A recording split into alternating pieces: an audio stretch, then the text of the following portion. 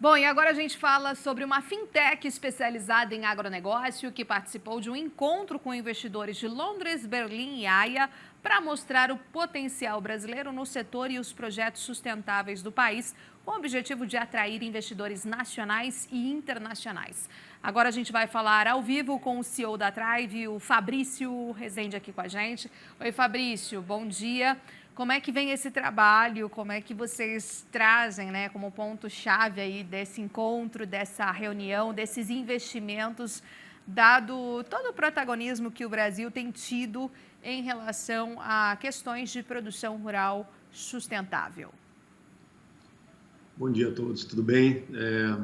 Bom, foi um evento, ou vamos dizer, 3 eventos, na verdade, espetaculares, né? Tanto para as empresas que foram, quanto para os investidores que estiveram presentes, mas em particular para o agronegócio brasileiro, né? O grande objetivo desse roadshow, como a gente chamou, né? Dessa rodada na Europa, foi falar exatamente sobre o protagonismo brasileiro na agricultura, colocar um pouco de educação, vamos chamar assim, dentro desse processo. A gente ainda ouve muita gente que não sabe da importância do agronegócio brasileiro, do quanto que é tecnológico, o quanto que está sustentável. Então, em particular na Europa, a gente sentiu bastante a necessidade de fazer isso. Foi uma parceria muito interessante com o governo, vamos chamar assim, né? As embaixadas brasileiras, tanto em Londres, quanto em Berlim, quanto em Haia, na Holanda, fizeram toda a organização, chamaram os investidores, organizaram quem iria, quais que seriam os tópicos, e no fim das contas foram 10 dias, né, muito legais, muito produtivos, e que eu tenho certeza que vão dar frutos no curto prazo para o agronegócio brasileiro. Foi realmente bem positivo.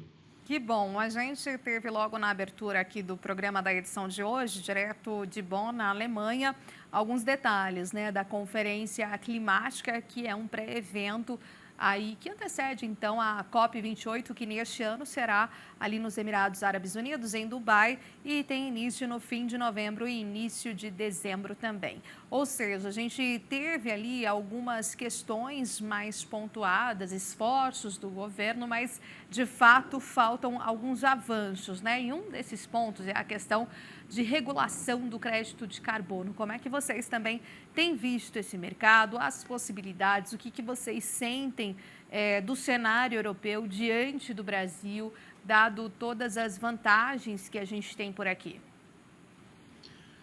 Bom, esses foram, em particular, o crédito de carbono, né, o mercado de carbono como um todo e o potencial do Brasil com relação a isso foram, né, um dos grandes tópicos que a gente tratou dentro desse roadshow. É claro que tem várias outras coisas que o Brasil acaba sendo protagonista, tem muitas. O mercado europeu, em particular, ele toca muito na questão de sustentabilidade. A gente não vai conseguir atrair o mercado europeu para dentro do Brasil se a gente não for muito intencional na forma como a gente fala sobre o que a gente faz e como que isso impacta lá na ponta. Eles têm muito medo do que, né, é chamado hoje em dia de greenwashing, né, que basicamente é fingir fazer algo que você não está fazendo do ponto de vista socioambiental.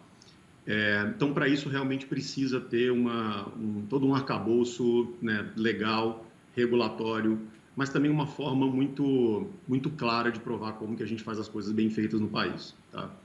Acho que a mensagem que eles passaram para a gente, ao mesmo tempo que a gente passava, né, a mensagem do quanto que eles deveriam entender melhor de como que é feito o agronegócio no Brasil, vir para cá, né, pousar, ir nas fazendas, entender como que as coisas estão funcionando.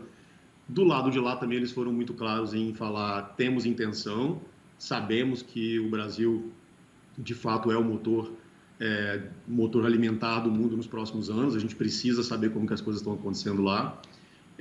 E, consequentemente, a gente precisa também ter uma linguagem mais clara de comunicação de riscos e de práticas de lado a lado, tá? Sobre o mercado de carbono em si, definitivamente acaba que o Brasil é o principal mercado de originação disso, né? Em particular na Amazônia. A gente teve nesse roadshow 2 empresas que tocaram muito na questão do crédito de carbono, acabaram sendo destaque nesse sentido, porque com certeza é algo que, apesar de ainda muito falado, não está sendo tão explorado, né? Ainda é um mercado que precisa de toda uma padronização que a gente ainda não está vendo, tá? Mas tenho certeza que tem um potencial grande, sim.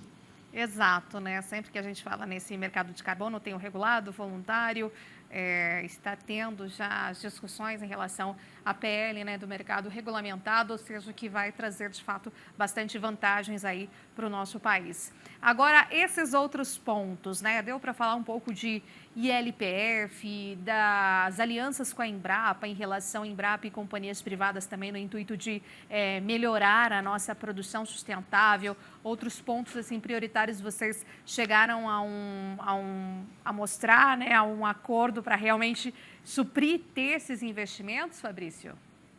Sem dúvida, né? Na verdade, como que começou toda essa história, né, do Roadshow que a gente fez agora na semana passada?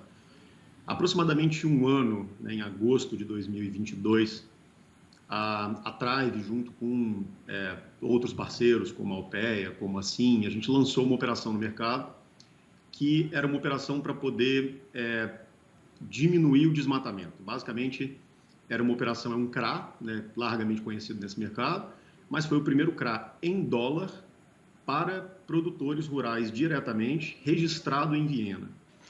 Então, foi uma operação, na época, única, de novo, a primeira, que foi super interessante do ponto de vista de riscos para o produtor, né, um produtor que tem também a sua venda em dólar, né, a depender do produto, naturalmente, que ele planta.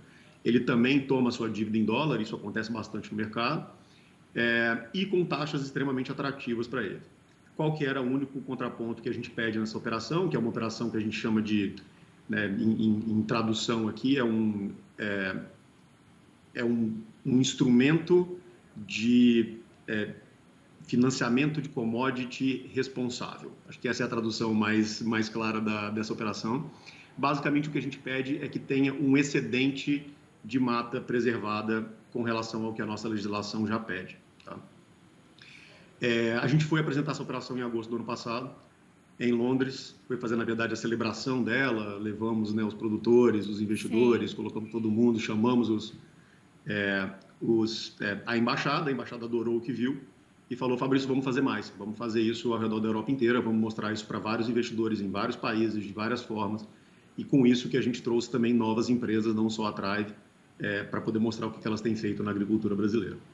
Excelente, muito bom esse exemplo, né? Esse ponto de partida que você nos trouxe, né? Que começou em Londres, mas aí reverberou para outros locais da Europa, e é assim que a gente tem que fazer, né? Levar, de fato, esses exemplos, mais do que falar, mas mostrar o que nós temos feito aqui dentro de casa. Então, muitíssimo obrigada, viu, por sua entrevista. Até uma próxima oportunidade, Fabrício Pezente, né?